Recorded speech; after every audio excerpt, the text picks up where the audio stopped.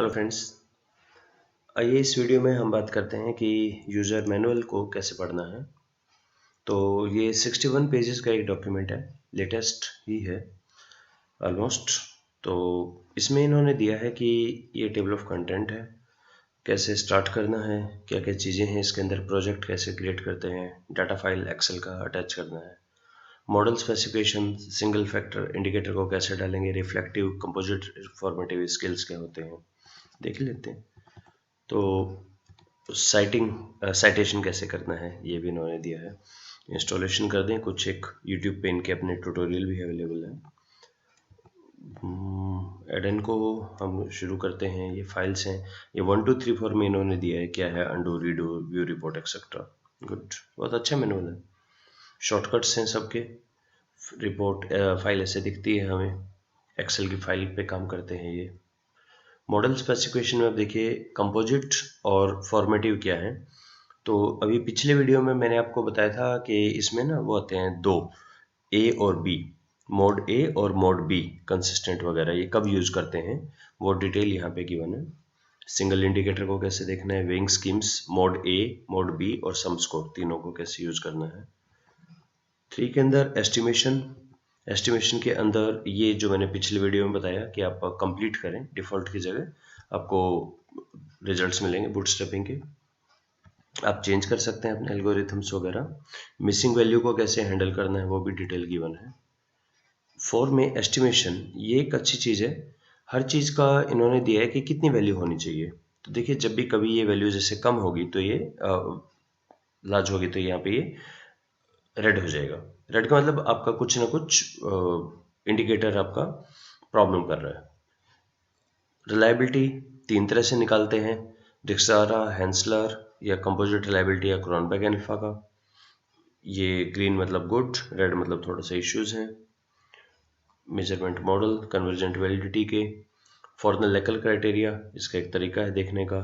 STMT, अब देखिए इसमें एक बड़ी अच्छी चीज़ दी है इन्होंने दिया है एसटीएमटी वैल्यू का कितना होना चाहिए।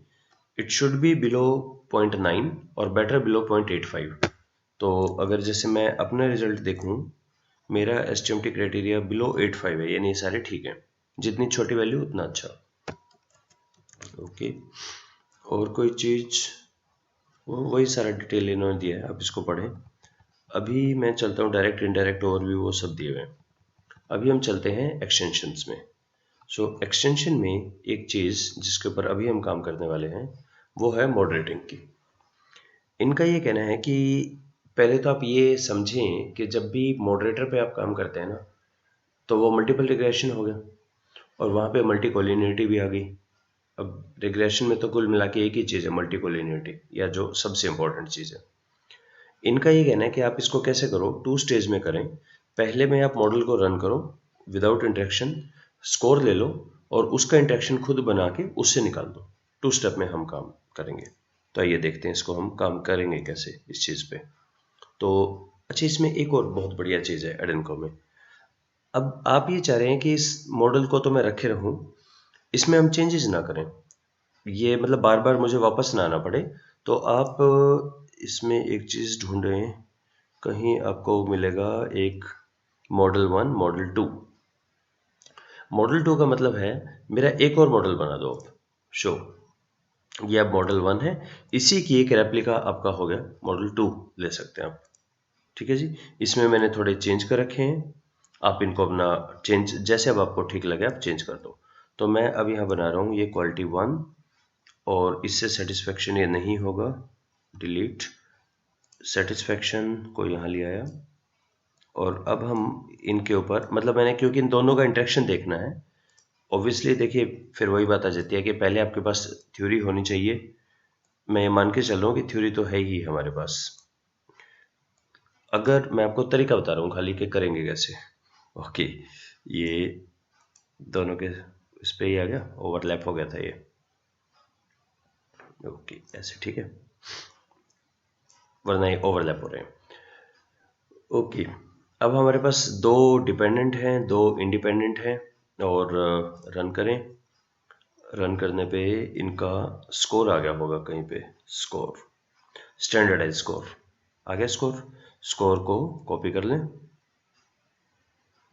कितना है हमारा, काफ़ी लास्ट डाटा है, शायद 243 250 ऐसी ऑब्जर्वेशन है मेरे पास इस फाइल में कि अच्छा, ये आपके पास HTML के रिजल्ट्स आते हैं, इसमें आप हमेशा कंफर्टेबली कॉपी पेस्ट वगैरह कर सकते हैं। जो स्कोर अभी मेरे पास आया है, ये स्कोर आया है स्टैंडर्डाइज।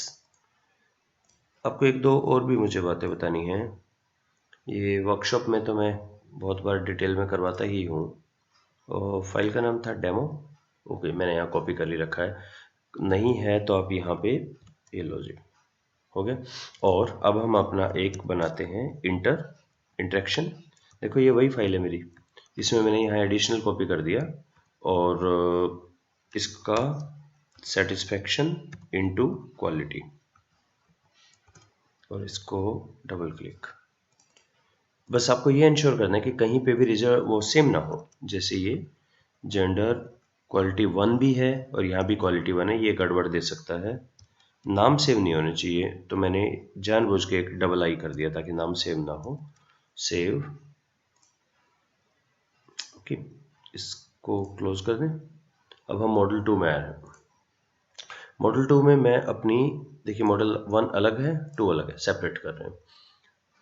एडिट, ओहो क्या अंडू कर दिया मैंने, अच्छा ज़्यादा ही क्यों गए। प्रोजेक्ट इंपोर्ट डाटा, अपनी फाइल को दोबारा लेके आता हूँ मैं।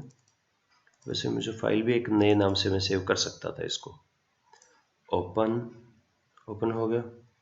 अब क्या करें, अब इसमें पहले तो आप ये देखिए, इस चीज़ को देखिए और इस चीज़ को समझिए भी। अगर हम कभी भी किसी चीज़ को उसके स्टैंडर्डाइज स्कोर से रिप्लेस कर दें तो कभी फ़र्क नहीं पड़ता।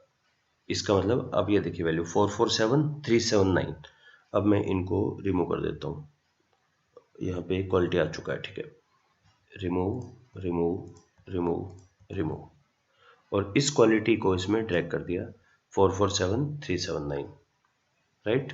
जब भी किसी को आप ये पूरे रिग्रेशन में करके देखिएगा, जब भी कभी आप किसी भी नंबर को, किसी भी वेरिएबल को उसके स्टैंडर्डाइज स्कोर से रिप्लेस करें तो आर स्क्वेयर बीटा, इन तीनों पे कोई फर्क नहीं पड़ता। इसलिए ये समझने वाली चीज़ है कि रिग्रेशन में दो तरह का आउटपुट होता है। एक जो कभी नहीं बदलता, इसको बोलते हैं स्टैंडर्डाइज, आर स्क्वेयर बीटा। एक होता है जो चेंज हो जाता है वैल्यूज के अकॉर्डिंगली, जैसे अनस्टैंडर्डाइज कोफिशिएंट, इंटरसेप्ट, ये आपके चेंज हो जाते हैं। तो इसी तरह अगर मैं इस सेटिस्फैक्शन का शो इंडिकेटर और इनको डिलीट कर दूं, ये वैल्यू है 332, ये वैल्यू है इंडिकेटर लेफ्ट में 461। अब देखिए इनको डिलीट करें, डिलीट डिलीट,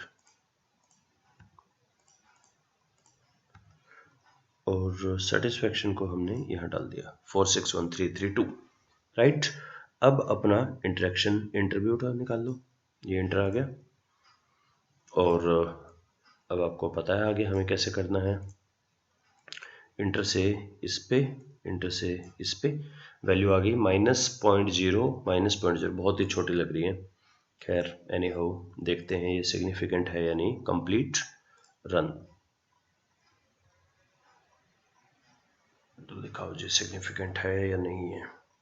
अब ये ध्यान रखिएगा, ये मल्टीपल कोरिलेशन हो गया है, ना तो ये सिग्निफिकेंट है ना ये सिग्निफिकेंट है, बाकियों पे स्टार है। दोनों ही हमारा इंटरेक्शन इफेक्ट सिग्निफिकेंट नहीं है। यही चीज़ अगर आप रिजल्ट में देखेंगे तो वहाँ भी आपको यही चीज़ दिखेगी। Data, no data, bootstrap, bootstrap में हमें देखना है इंटर का, इंटर का भी हिंट पे नॉट सिग्निफिकेंट, नॉट सिग्निफिकेंट। तो ये हमारा हो गया मॉडरेशन रिजल्ट। हम कैसे करते हैं, 2 स्टेप्स में करते हैं। 2 स्टेप का मतलब एक में आप ये कैलकुलेट कर लें स्कोर और दूसरे में इसको निकाल लें। तो इसमें हमने कई चीज़ें देखी। इसमें नॉन लीनियर इफेक्ट को कैसे देखना है, मल्टी ग्रुप को कैसे देखना है, एक्सपेरिमेंट्स का डाटा सेकंड ऑर्डर, ये सारा इसमें गिवन है। इनको एक बार आप देखें। नंबर 2 मॉडल 1 मॉडल 2 का कंसेप्ट हमने देखा, क्राइटेरिया STMT वगैरह के कितने होने चाहिए वो देखा, और यूज़र मैनुअल कैसे पढ़ते हैं ये भी देखा। सो I hope you are starting liking it. Enjoy it. Thank you.